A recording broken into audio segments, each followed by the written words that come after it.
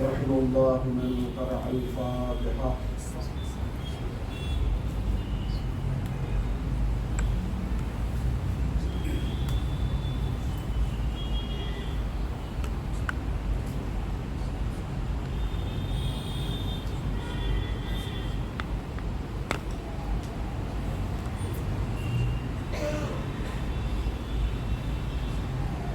أعوذ بالله من الشيطان الرجيم.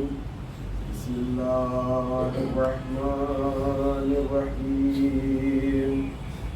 الحمد لله رب العالمين، الصلاة والسلام والتحية والإكرام على النبي الأمي المكي المدني الخاشعي الهاشمي الطهير دهام سراج المضيء الكوكب الدري صاحب الوقار والسكينة المدفون بأرض المدينة العبد المؤيد ورسول المسدد المصطفى الأمجد المحمود الأحمد حبيب إله العالمين ورحمة للعالمين أبي القاسم محمد أهل بيته الطيبين الطاهرين المعصومين المظلومين ولعنة الله على أعدائهم أجمعين من الآن إلى قيام يوم الدين. أما بعد، فقد قال الله تبارك وتعالى في القرآن الحكيم: وهو قوله الحق وهو أصدق الصادقين. بسم الله الرحمن الرحيم. سيعلم الذين ظلموا أي منقلب ينقلبون. صلى اللهم صل على محمد وآل محمد. عزیزان محترم، الحمدللہ جس عنوان کے تحت ہماری گفتگو کا آغاز ہوا تھا وہ اپنے آخری مرحلے پر آ چکا ہے. آج کی یہ 5ویں اور آخری مجلس سے خطاب کرنے کا بھی شرف حاصل ہوا. اب تک کے ابتدائی ایام سے جو ہماری گفتگو رہی ہے وہ کوفے کے حالات، اس طریقے سے کوفے میں کوفے والوں کے ساتھ دشمنان اہل بیت نے سلوک کیا ہے اور حالات کس طریقے سے تبدیل ہوتے رہے ہیں، یہاں تک کہ وہ وقت بھی آیا کہ جب حاکم کوفہ واصل جہنم ہوا تو یزید ملعون کو اس نے نامزد کیا. کوفے والوں نے اپنے مزاج کے مطابق اسے بھی ماننے سے انکار کیا. نتیجہ یہ ہوا کہ کوفے میں 2 گروہ ہو گئے. ایک گروہ وہ تھا کہ یہ جو چاہتا تھا کہ امام حسین کوفے کی طرف آئیں، واقعاً جو یہ چاہتے تھے کہ اہل بیت کی ہمیں ضرورت ہے. اور ایک گروہ وہ تھا کہ جو وقتی طور پر حسین کو کوفے بلا رہے تھے. امام حسین نے اپنے سفیر کو بھیجا. سفیر کے ساتھ کس طریقے سے سلوک کیا گیا، جناب مسلم کی شہادت، جناب ہانی ابن عروہ کی شہادت، یہ کوفے کے شب و روز تھے جو ہر دن جہاں پر کوفے کا آسمان رنگ بدل رہا تھا. ایسے ماحول میں جناب مختار نے جو اپنا کردار بناتے ہوئے اہل بیت سے محبت کا ثبوت دیا ہے تو انہیں بھی گرفتار کر لیا گیا. اور آپ جانتے ہیں کہ کس طریقے سے جناب عامر ابن عمیر حمدانی کے ذریعے سے پروردگار عالم نے جناب مختار کو خیر سے رہائی نصیب ہوئی۔ جناب مختار مدینے پہنچے، اپنی بہن کو دفنانے کے بعد، اور مدینے کی تاراجی کس طریقے سے مدینے پر ظلم کیا گیا، کس طریقے سے مسجد نبوی کی اہمیت اور عزت کو پامال کیا گیا، مکے پر خانہ کعبہ پر حملہ کیا گیا، یہ سارے واقعات جن کا یہ 4 دن کی تقاریر کا خلاصہ ہے کہ جو آپ حضرات کی سماعت کے حوالے ہو چکے ہیں۔ جناب مختار کو جب رہائی ملی اور چوتھے امام کی اجازت کے لیے جب مدینہ پہنچے ہیں تو چوتھے امام نے اس طریقے سے جواب دیا کہ نہ اسے یہ کہا جا سکتا ہے کہ اجازت نہیں دی، نہ اسے یہ کہا جا سکتا ہے کہ چوتھے امام نے جناب مختار کو قیام کرنے کی اجازت دی ہے۔ بہرحال جناب مختار واپس آ گئے ہیں۔ جناب مختار کے ایام گزر رہے ہیں، دن گزر رہے ہیں۔ تاریخ نے واضح طور پر یہ تو بیان نہیں کیا کہ جناب مختار ان ایام میں کیا کر رہے تھے، ہاں لیکن اتنا ضرور ملتا ہے کہ جناب مختار رات بھر عبادت پروردگار اور دن بھر روزہ رکھ کر پروردگار عالم سے یہی دعا کر رہے ہیں کہ پروردگار وہ دن جلدی آ جائے جس دن میں قاتلان حسین سے بدلہ لوں۔ اسی طریقے سے جناب مختار کے ایام گزر رہے تھے۔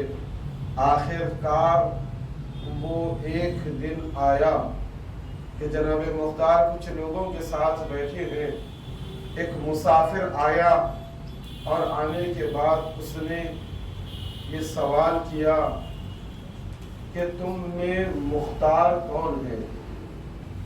کچھ لوگ بیٹھے تھے، ان میں سے آ کر آنے والے نے سوال کیا کہ تم میں مختار کون ہے؟ تو جناب مختار نے کھڑے ہو کر کہا کیا بات ہے، مجھے ہی مختار کہتے ہیں، میں ہی ہوں مختار ابن ابو عبید اللہ ثقفی۔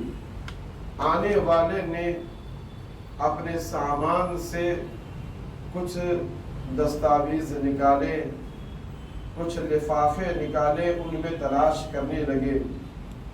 جناب مختار حیرت زدہ ہے کہ یہ کیا کرنا چاہتا ہے۔ ایک مرتبہ ان دستاویزات میں سے ایک خط نکالا اور نکال کر جناب مختار کے حوالے کیا اور یہ کہا کہ مختار یہ رسول خدا کا خط ہے تمہارے نام، جو مولائے متقیان نے میرے پاس امانتاً رکھایا تھا کہ میں فلاں دن فلاں وقت تم سے ملاقات کروں اور یہ رسول خدا کا خط تمہارے حوالے کروں، اور جس دن علی نے مجھ سے کہا تھا، جس دن کا تعین کیا تھا وہ آج ہی کا دن ہے، میں آیا ہوں یہ خط تمہاری خدمت میں دینے کے لیے۔ ایک مرتبہ جناب مختار نے جیسے ہی یہ سنا کہ رسول خدا کا خط میرے نام ہے تو سر سے پیر تک جناب مختار کانپ گئے، کانپتے ہوئے ہاتھوں سے رسول خدا کے خط کو لیا اور یہ کہا کہ بھائی یہ بتا تو سچ کہہ رہا ہے، یہ رسول خدا کا ہی خط ہے، میرے ہی نام ہے؟ تو اس نے کہا کہ ہاں مختار میں سچ کہہ رہا ہوں، آج ہی کے دن کے لیے علی ابن ابی طالب نے کہا تھا کہ میں یہ خط تمہارے حوالے کر دوں۔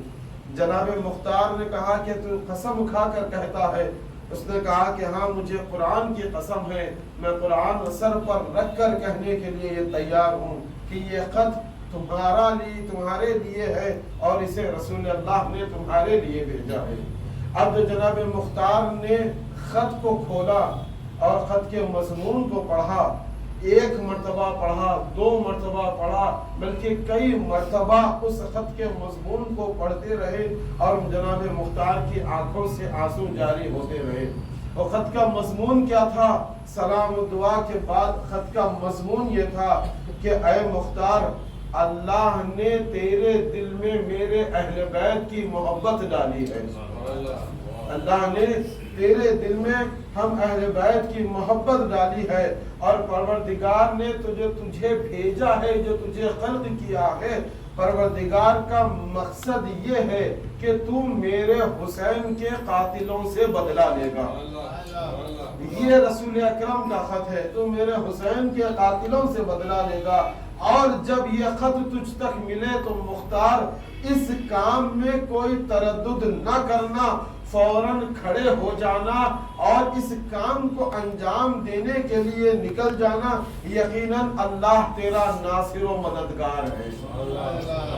جیسے ہی مختار نے یہ خط کو پڑھا، اپنی آنکھوں سے لگایا، اس کے بعد یہ قسم کھائی مختار نے کہ اب میں چین سے نہیں بیٹھوں گا، اپنی تلوار کو میان سے نکالا اور آنکھوں سے لگا کر اسے چوم کر کہا کہ اب میرے لیے یہ مقصد بن گیا ہے، رسول اللہ نے مجھے مقصد دیا ہے کہ میں قاتل حسین سے بدلہ لوں گا۔ اب مختار کا ایک ہی مقصد ہے کہ بس کسی طریقے سے میرا وقت کا امام بھی مجھے اجازت دے دے۔ یہ سوچ کر مختار اپنے وطن سے چلے آئے مدینہ۔ ایک مرتبہ محمد حنفیہ کو تلاش کرنے لگے، کیوں؟ اس لیے کہ جب پہلی مرتبہ سید سجاد سے ملاقات ہوئی تھی تو سید سجاد نے کہا تھا کہ اس مسئلے میں آپ میرے چچا محمد حنفیہ سے ملاقات کریں، ان سے اس مسئلے میں گفتگو کریں۔ محمد حنفیہ کو انہوں نے تلاش کیا، میں عرض کر چکا ہوں کہ وہ کہیں روپوش ہو چکے تھے۔ مختار نے تلاش کیا، وہ نہیں ملے، لیکن دوبارہ مدینے آئے، تلاش کیا محمد حنفیہ کو۔ ایک مرتبہ جب محمد حنفیہ سے جناب مختار کی ملاقات ہوئی، یہ جناب مختار کون ہے؟ آپ نے پہلی تقریر یاد ہوگی کہ جناب مختار کو فن جنگ، تلوار سکھانے والے اور قرآن و احادیث کی تعلیم دینے والے یہی محمد ابن حنفیہ ہے۔ جیسے ہی ایک مدت کے بعد اپنے شاگرد کو دیکھا تو ایک مرتبہ سینے سے لگا لیا۔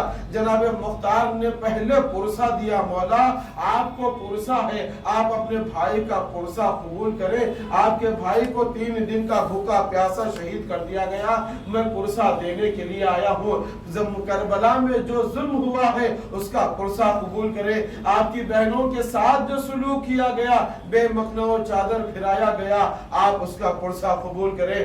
جناب مختار نے پرسہ دینے کے بعد ایک مرتبہ کہا کہ اے آقا، میں صرف اسی لیے آپ کے پاس آیا ہوں کہ آپ مجھے اپنے وقت کے امام سے اجازت دلا دے۔ ایک مرتبہ یہ کہہ کر جناب مختار نے وہ خط نکالا اور محمد حنفیہ کے حوالے کیا۔ ایک مرتبہ جناب محمد حنفیہ نے خط کو پڑھا، نانا کے تحریر کو نواسے نے پہچانا، اپنے آنکھوں سے لگایا، کہا مختار تیری شان تو بڑی شان ہے، تجھے پروردگار عالم نے کتنے بڑی اہمیت کا کام دیا ہے کہ تو قاتلین حسین سے بدلہ لے گا۔ اے مختار تیری بڑی عزت ہے اہل بیت کے گھرانے میں۔ کہا آقا بس اسی لیے آیا ہوں کہ آپ مجھے اپنے امام سے مجھے اجازت دلا دیں۔ ایک مرتبہ جناب محمد حنفیہ نے کہا مختار رات ہونے کا انتظار کرنا، اس لیے کہ ہم خاندان اہل بیت میں یہ ایک ہی معصوم بچا ہے۔ کربلا کے بعد حکومتوں کی نظریں اس پر اتنی لگی ہوئی ہیں کہ اس کی جان کو خطرہ ہے، بس رات ہونے کا انتظار کرنا۔ لو عزیزوں، وہ رات آئی جس کا مختار بے چینی سے انتظار کر رہے تھے۔ مختار ہے کہ جو بے چینی سے انتظار کر رہے تھے، رات آئی تو محمد حنفیہ سے کہا آقا آپ میرے اس گھوڑے پر سوار ہو جائیں۔ ایک مرتبہ محمد حنفیہ نے اپنے سر کو جھکایا، آنکھوں سے خون جاری ہے، کہا مختار میں نے جب سے یہ سنا ہے کہ میرے بھائی کو گھوڑے کی ٹاپوں سے پامال کیا گیا، میں نے گھوڑے کی سواری بند کر دی ہے۔ اللہ اکبر، میں نے گھوڑے کی سواری کرنا چھوڑ دیا ہے۔ ایک مرتبہ مختار نے کہا آقا ٹھیک ہے ہم ایسے ہی چلتے ہیں۔ یہ مختار اور محمد حنفیہ رات کے 3 پہر گزر چکے تھے، آدھی رات سے زیادہ وقت ہو چکا تھا۔ چوتھے امام کے گھر آنے کے بعد چوتھے امام نے کھڑے ہو کر اپنے چچا کا استقبال کیا، اپنے سینے سے لگایا۔ ایک مرتبہ کہا چچا خیر تو ہے آپ اتنی رات کو آئے ہیں. ایک مرتبہ محمد حنفیہ نے کہا کہ مختار آپ سے ملاقات کرنا چاہتے ہیں. ایک مرتبہ جیسے ہی مختار کا نام سنا امام نے کہا مختار آؤ تمہارا بڑا احترام ہے ہمارے گھرانے میں. ایک مرتبہ مختار آئے دو بازو امام کے سامنے زانو ادب طے کر بیٹھ گئے. کہا کہ مولا میں اسی لیے آیا ہوں کہ آپ مجھے اجازت دے دیں کہ میں آپ کے بابا کے قاتلوں کا بدلہ لوں. ایک مرتبہ سید سجاد نے کہا کہ مختار کربلا کے بعد تمام حکومتوں کی نظر مجھ پر ہے. میں جس سے ملاقات کرتا ہوں یا تو اسے شہید کر دیا جاتا ہے یا اسے زندان میں ڈال دیا جاتا ہے. لہٰذا بابا کے چاہنے والوں کی حیات کے لیے میں لوگوں سے ملاقات نہیں کر رہا ہوں. لیکن اے مختار آئندہ سے آپ اس مسئلے میں مجھ سے گفتگو نہ کریں. میں اس مسئلے کی حد تک اپنے چچا محمد حنفیہ کو ولی امر بنا رہا ہوں. جب بھی آپ کو اس مسئلے پر گفتگو کرنا ہو آپ میرے چچا محمد حنفیہ سے گفتگو کریں. یہ وہی مسئلہ تھا کہ جہاں پر لوگوں نے آ کر کردار مختار پر گرد ڈالنے کے لیے یہ کہہ دیا تھا کہ مختار قاتلین حسین سے بدلہ لینے کے لیے چوتھے امام سے مشورہ نہیں کرتے تھے بلکہ محمد حنفیہ سے مشورہ کرتے تھے. کیوں؟ اس لیے کہ وہ چوتھے امام کو اپنا امام نہیں مانتے تھے بلکہ محمد حنفیہ کو اپنا امام مانتے تھے. لیکن مسئلہ یہ تھا کہ امام نے خود منع کیا تھا. آپ کو یاد ہوگا کہ میں نے پہلی تقریر میں کہا تھا کہ جناب مختار پر کن کن طریقوں سے الزام لگایا جا رہا ہے. ایک الزام یہ بھی تھا جناب مختار پر کہ آپ چوتھے امام کو امام نہیں مانتے ہیں بلکہ محمد حنفیہ کو امام مانتے ہیں. ان کی اجازت سے قاتلان حسین کا بدلہ لیا تھا. تو لہٰذا یہ وہ مسئلہ تھا کہ چوتھے امام نے کہا تھا کہ آج کے بعد اس مسئلے کی حد تک میرے چچا محمد حنفیہ کو میں ولی امر بنا رہا ہوں. ایک مرتبہ امام نے ایک ایسا جملہ کہا کہ دیکھو صرف تم ہی نہیں اگر کوئی غلام زندیق بھی اہل بیت پر ظلم کرتا ہے تو ساری دنیا کی امتی پر واجب ہے کہ اس غلام سے ہم اہل بیت کا بدلہ لیا جائے. امام نے کہا کہ ساری دنیا کی امت پر واجب ہے کہ اس غلام زندیق سے بدلہ لیا جائے جو ہم اہل بیت پر جس نے ظلم کیا ہے. امام کا یہ جملہ سنا ایک مرتبہ جناب محمد حنفیہ کے ساتھ امام کی بارگاہ سے نکلے. محمد حنفیہ نے 50 خطوط لکھے ہیں کوفے والوں کے نام اور کہا کہ اے مختار جا کر یہ کوفے والوں کو میرا خط میرے خطوط دینا. 50 خطوط لکھے ہیں اور خبردار ایسا نہ ہو کہ کئی لوگوں کے ساتھ جا کر تم دو. یہ بڑے خفیہ خطوط ہیں اور خفیہ طریقے سے تم یہ خطوط کوفے والوں کو دے دینا اور صبر و استقامت کے ساتھ اپنے اس کام کو انجام دینا. جناب محمد حنفیہ ہے جو تلقین کر رہے ہیں. جناب محمد حنفیہ کے پاس سے جب جناب مختار نکلے ہیں تو سب سے پہلے جناب مختار نے کربلا کا رخ کیا. یہ کربلا کیوں جا رہے ہیں جناب مختار؟ کہا کہ روحانی طاقت تو ہمیں وہیں سے ملے گی کہ آج کے بعد اگر کسی دنیا میں مظلوم کی حمایت میں اگر کوئی آواز اٹھے گی یا کوئی تحریک چلائی جائے گی تو اسے ایمانی طاقت کربلا کے میدان ہی سے ملے گی. کربلا ہی اس کی وہ جگہ ہے کہ جہاں پر یہ درس دیا جا رہا ہے کہ ظالم کے خلاف کس طریقے سے آواز کو اٹھایا جائے گا. مختار کا سفر شروع ہوا کربلا کی طرف چلے مختار اور کربلا جب پہنچے ہیں جناب مختار تو آج کے دور کی کربلا نہیں ہے کہ جہاں پر بہترین طریقے سے حرم مطہر بنا ہو اور روشنی کا انتظام ہے. لیکن جب مختار پہنچے ہیں بالکل تپتپاتی دھوپ میں چند بکھری ہوئی قبریں بنی ہیں. آئے امام حسین کی قبر پر جب ایک منظر کو دیکھا تو روتے ہوئے چلاتے ہوئے نوحہ اور ماتم کرتے ہوئے جناب مختار قبر حسین پر اپنے آپ کو گرایا اور ایک جملہ کہا آقا کاش کہ میں کربلا کے میدان میں ہوتا تو اپنی جان کو آپ پر نچھاور کرتا. عزیزو ہم بھی یہ جملہ کہتے ہیں یا لیتنی کنت معاکم کاش کہ ہم آپ کے ساتھ کربلا میں ہوتے. مختار نے بھی یہ جملہ کہا ہے اور आंसू बहा रहे हैं। हम भी ये जुमला कहते हैं और आंसू बहा कर ये समझते हैं कि हमारी जिम्मेदारी खत्म हो गई, हमने आंसुओं को बहा दिया। लेकिन कितना फर्क है मुख्तार के इस जुमला कहकर आंसू बहाने में और हमारे जुमला कहकर आंसू बहाने में। मुख्तार ने इसी आंसुओं को अपनी ताकत बनाई है। इसी आंसू को करबला में जो बहे हैं, इसी आंसू को मुख्तार ने अपनी ताकत बनाई है और बताया कि देखो ये कोई मामूली आंसू नहीं है, ये आंसू वो है कि जिससे तूफान नूह लाया जा सकता है, जिससे जालिम जुल्म के किलों को ढाया जा सकता है। ये आंसू वो है कि जिससे तकवे की खेती को हरा भरा किया जा सकता है। ये आंसू वो है कि जिससे किरदार को सही किया जा सकता है। कम से कम इस आंसू का दर्जा ये है कि अगर कोई गमे हुसैन में बहाकर उठ जाए तो दूसरे आंसुओं की तरह नहीं है कि जमीन पर गिर जाए तो जमीन उसे जज्ब कर ले। नहीं, ये आंसू जब गिरता है तो एक रुमाले मासूमा में जगह इनायत करता। कम से कम फजीलत है इस आंसू की कि जिसे रुमाले सैयदा नसीब हो रहा है, वरना इस आंसुओं की बड़ी कीमत है। इस आंसुओं की बड़ी कीमत है। कब्र हुसैन से जनाब मुख्तार उठे और ये हाथ रखकर इमाम हुसैन की कब्र पर कसम खाई, मौला मैं आपकी कब्र से जा रहा हूँ और ये वादा करके जा रहा हूँ कि जब तक आपके कातिलों को एक एक को कत्ल न कर दूं और एक एक को वासिले जहन्नम न कर दूं, तब तक मैं नर्म बिस्तर पर नहीं सोऊंगा, तब तक मैं ये अपनी रिदा नहीं बदलूंगा। उस वक्त तक आपके कातिलों को कत्ल न कर दूं, अपने बच्चों से मुलाकात नहीं करूंगा, अच्छी ग़िज़ाएं नहीं खाऊंगा, ठंडा पानी नहीं पीऊंगा। ये कस्में हैं जो जनाब मुख्तार इमाम हुसैन की कब्र पर खाकर जा रहे हैं कि जब तक एक एक कातिल को वासिले जहन्नम न कर दूं, मैं अब चैन से नहीं बैठूंगा। उसके बाद घोड़े पर सवार हुए और झूमते हुए जनाब मुख्तार ये कहते हुए जा रहे हैं, मौला मैं आपके दुश्मनों को कत्ल करूंगा, मौला मैं आपके कातिलों को कत्ल करूंगा।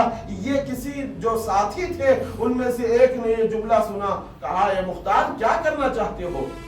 जनाब मुख्तार ने कहा कि मैं कातिलीन हुसैन से बदला लूंगा। इतना कहना था कि अरे मुख्तार, क्या तुम गैब की खबरें दे रहे हो? क्या तुम अकेले क्या कर लोगे कि तुम कातिल हुसैन से बदला लेना चाहते हो? अकेले तुम क्या कर सकते हो? आज भी ये फिक्र मिलती है। आप देखें, जब कोई अच्छे काम के लिए उठता है तो लोग यही कहते हैं कि भाई आप अकेले क्या कर ले सकते हो। आज भी इस तरीके की फिक्र मिलती है। मैंने पहली तकरीर में कहा कि ये वाक़यात सिर्फ हमारे लिए सुनने और सुनाने की हद तक महदूद न रह जाए। कातिलीन हुसैन का बदला नहीं हुआ है। हकीकी बदला तो तभी होगा जब वारिस हुसैन पर्दा हटा कर आकर बदला लेगा। मुख्तार हकीकी वारिस नहीं है इमाम हुसैन के खून के, लेकिन हमें यह दर्स मिल रहा है कि जब हुसैन का वारिस पर्दा हटाकर कातिलीन हुसैन का बदला लेने के लिए आएगा तो हमारा किरदार कैसा होना चाहिए कि हम इमाम के मददगारों में हमारा शुमार हो सके। ऐसा नहीं है। हम अभी इसी बहसों में पड़े हुए हैं। अब मुझे दूसरे मौजू की तरफ जाना नहीं है। बहरहाल जनाब मुख्तार चले हैं। ये वाक़यात जितने हैं, पहली मजलिस से आज तक जितने वाक़यात, हर वाक़े के पीछे हमारे लिए एक दर्स है। इसलिए कि रिवायतों में कहा गया कि जो कूफे के हालात जो थे मोमिनीन के लिए, वही कूफे के हालात आखिरी जमाने में भी आने वाले हैं। आखिर वही हालात जो कूफे के थे कि जहां मोमिनीन के लिए पनाह नहीं थी, मोमिनीन को चुन चुन कर मारा जा रहा था। आपने सुना कि कितने मोमिनीन को कैद कर दिया गया, कितने मोमिनीन को काले पानी की सजा दे दी गई, कि जिनकी तादाद तक नहीं मिलती, कि कितने हैदर कर्रा के चाहने वालों को शहीद कर दिया गया। उनकी तादाद तक तारीख में मौजूद नहीं है। लेकिन बिल्कुल ऐसे ही हालात मोमिनीन पर दोबारा आने वाले हैं। तो उन हालात से कैसे बचा जाए, ये वाक़यात हमें बता रहे हैं कि अपने किरदार को कैसे बनाना चाहिए। इसलिए कि रिवायत में मिलता है कि आखिरी जमाना ऐसा आएगा कि अगर मोमिन किसी दरख्त के पीछे अगर छुप जाएगा तो दरख्त पुकार कर कहेगा कि मेरे पीछे एक मोमिन छुपा हुआ।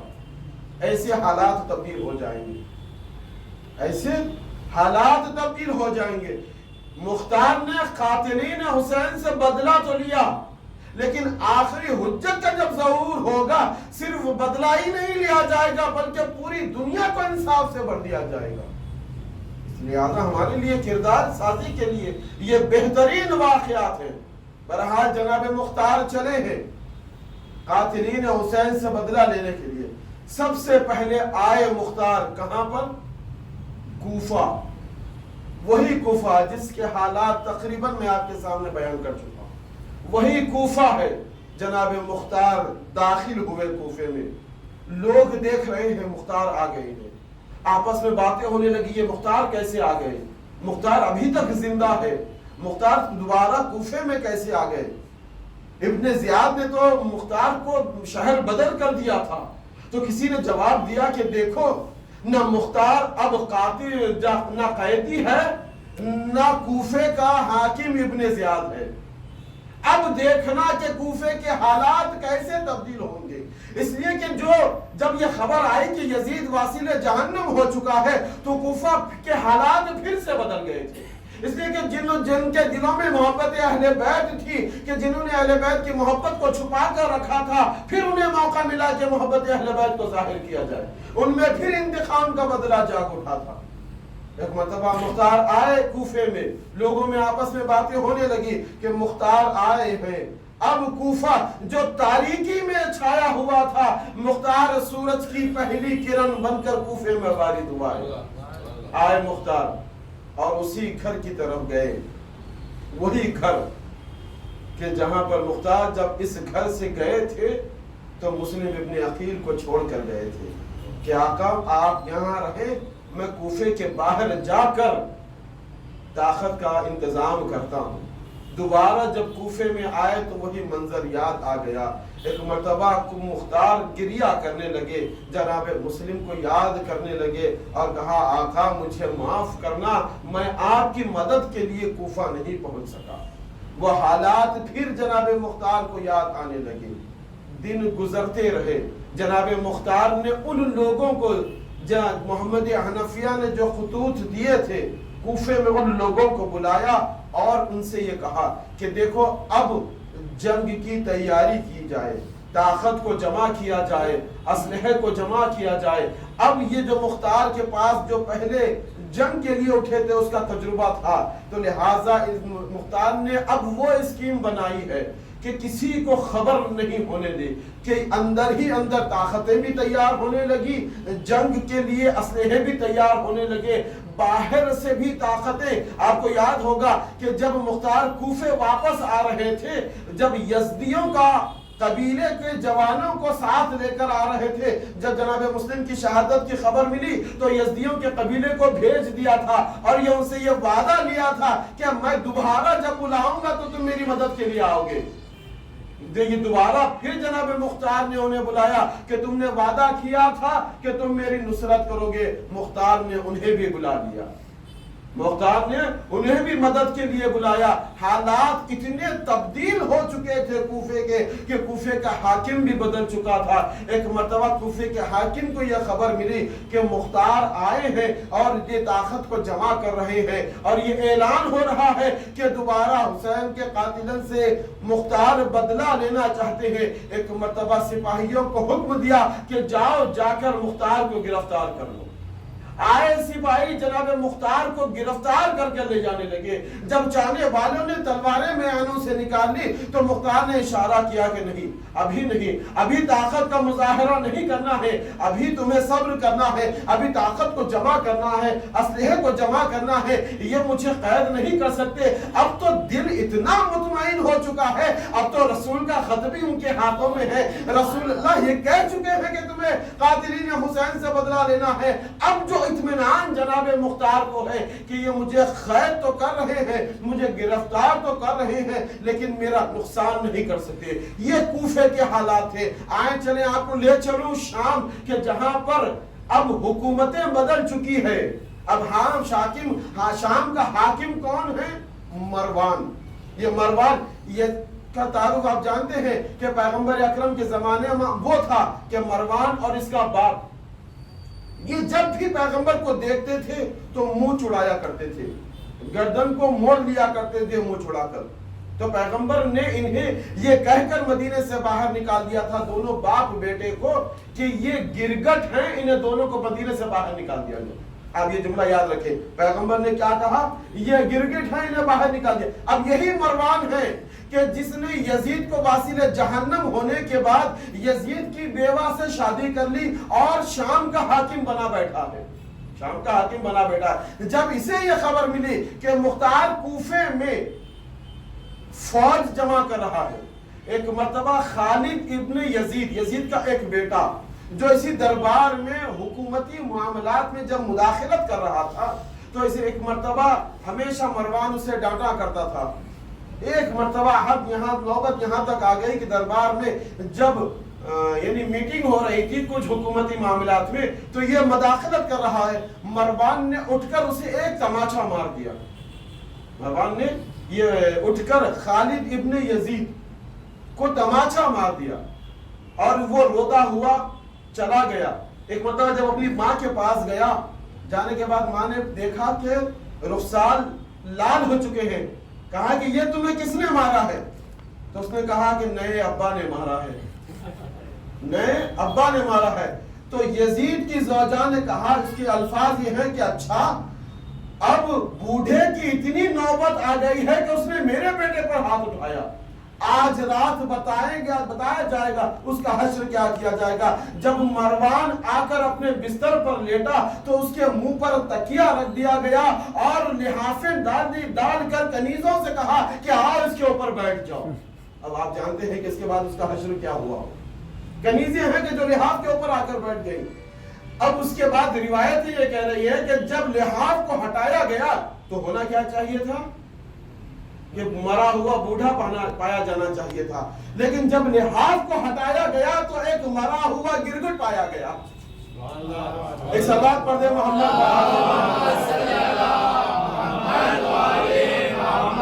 ہونا یہ چاہیے تھا کہ مرا ہوا بوڑھا پایا جائے، لیکن جیسے ہی لحاف کو ہٹایا ایک مرا ہوا گرگٹ پایا گیا۔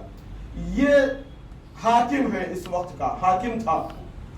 یہ جب واسل جہنم ہوا تو اس کے بعد جب دوسرا جو حاکم آیا اس کا یہ دور میں یہ حکم صادر کیا گیا کہ اب مختار کو گرفتار کر کے لایا جائے۔ اب جناب مختار ہے، اس کے حکم سے حجاج ابن یوسف جو بصرے کا گورنر تھا شام کی جانب سے، جب اسے یہ خبر ملی، اسے خبر کس نے دیا؟ جب آپ کو یاد ہوگا کہ جب یہ جناب مختار مدینے کربلا سے جا رہے تھے یہ اعلان کرتے ہوئے کہ میں قاتلین حسین سے بدلہ لوں گا، تو ایک ملعون نے اعتراض کیا تھا، اسی نے جا کر حجاج ابن یوسف سے کہا کہ تمہیں کچھ خبر بھی ہے کہ تمہارے لیے مختار اسلحے جمع کر رہا ہے۔ جیسے ہی حجاج ابن یوسف کون ہے؟ یہ اتنا ظالم بادشاہ ہے، اتنا ظالم بادشاہ ہے، یہ کہتا ہے کہ جب تک ایک علی کے چاہنے والے کا میں خون نہ دیکھ لوں اسے اطمینان نہیں ملتا۔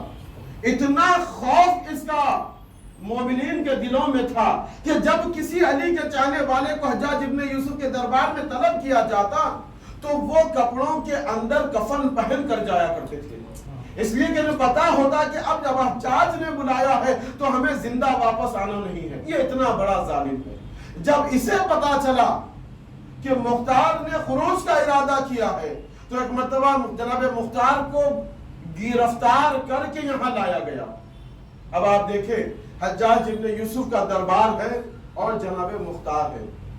ایک مرتبہ حجاج کے سامنے جناب مختار کھڑے ہیں اور حجاج نے جناب مختار سے پوچھا، اے مختار یہ بتا کہ میں نے سنا ہے کہ تو قاتلین حسین سے بدلہ لینا چاہتا ہے، تو بنی امیہ کو قتل کرنا چاہتا ہے، کیا یہ بات صحیح ہے؟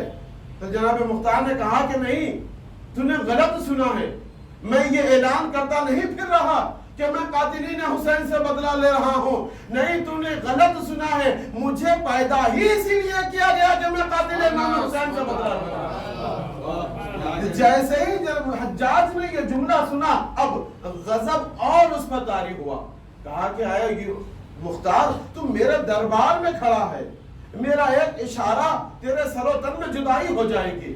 جناب مختار مسکرا رہے ہیں، اے حجاج تو نادان ہے، تو نہیں جانتا کہ تم مجھے قتل کر ہی نہیں سکتا، تو میں اگر تو ساری دنیا کے لوہے کو ایک جگہ جمع کر لے اور اسے ایک تلوار بنائے اور اسے زہر آلود کر کے مجھے قتل کرے اور میرے لاشے کو جلا بھی دے تو میری راکھ ایک جگہ ہو کر پھر سے ہڈیاں آئیں گی اور میں تجھے جیسے لوگوں کو ماروں گا اور میں تجھے جیسے لوگوں کو قتل جب تک نہ کروں گا تب تک مجھے موت نہیں آئے گی، اس لیے کہ یہ میرا کہا ہوا نہیں ہے، یہ میرے مولا کا کہا ہوا ہے کہ جب تک 3,34,000 علی کے دشمنوں کو جہنم واصل نہ کر دوں مجھے موت نہیں آئے گی۔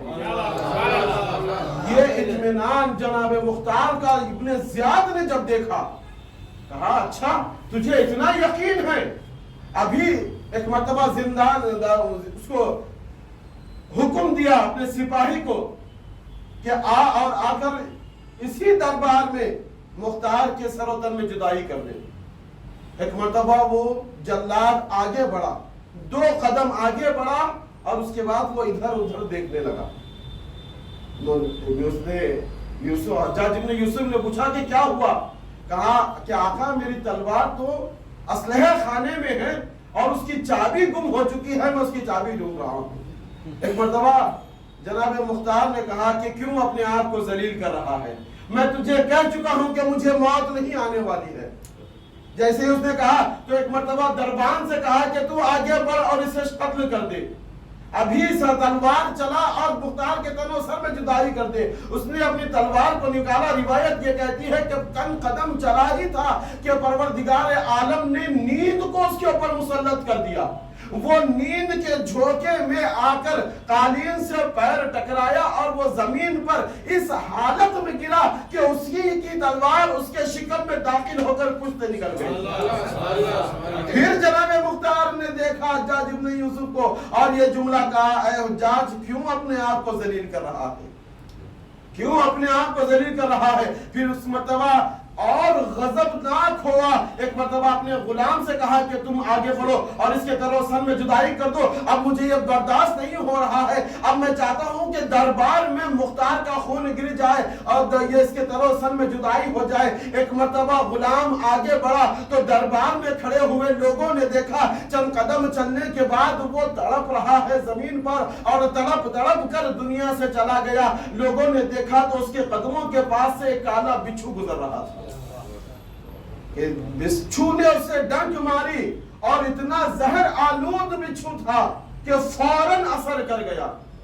اس کے بعد دوسرے سپاہی سے کہا، اس نے تلوار کو پھینک کر کہا، اے حجاج رحم کر، میرے چھوٹے چھوٹے بچے ہیں، مجھ پر رحم کر، اتنی لاشیں تو دربار میں دیکھ چکا ہے۔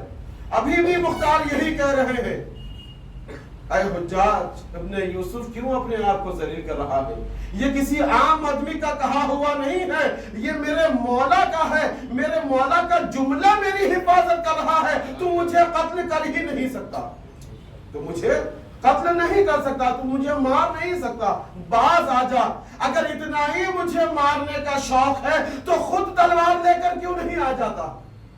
آجا مجھے قتل کر دے۔ ایک مرتبہ دوسرے غلام سے کہا، تلوار دے کر کہا، اگر تو نے مختار کے سر و تن میں جدائی نہ کی تو میں تیرے تن و سر میں جدائی کر دوں گا۔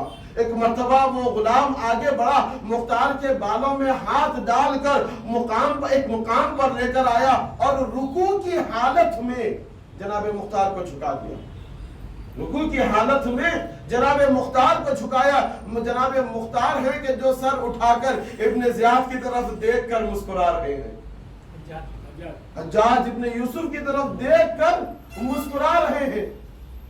یعنی یہ کہہ دینا میرے لیے آسان تھا، آپ کے لیے پڑھ دینا آسان تھا، لیکن جس کے تل پر چمکتی ہوئی تلوار ہو اور اس کے چہرے پر مسکراہٹ ہو، یہ بس یقین ہی ہے جو اس کیفیت پر واضح ہو سکتا ہے کہ جہاں مولا نے کہا ہے کہ مجھے موت نہیں آ سکتی، قریب تھا ابھی تلوار ہوا میں ہی تھی کہ دربار میں ایک آواز گونجی کہ رک جاؤ خبردار، تلوار نہیں چلانا، جہاں رکے ہو وہیں رک جاؤ۔ مرتبہ حجاج نے دیکھا کہ یہ کون ہے کہ جو میرے حکم کو کاٹ رہا ہے۔ اس نے کہا کہ میں شام سے آیا ہوں، میں قاصد ہوں، تیرے لیے پیغام لے کر آیا ہوں۔ شام کا حاکم آیا، شام کے حاکم کے پاس سے ایک پیغام لایا گیا. اس نے جیسے ہی خط کو کھولا تو اس میں لکھا تھا، اے حجاج، میں نے سنا ہے کہ تو نے مختار کو گرفتار کیا ہے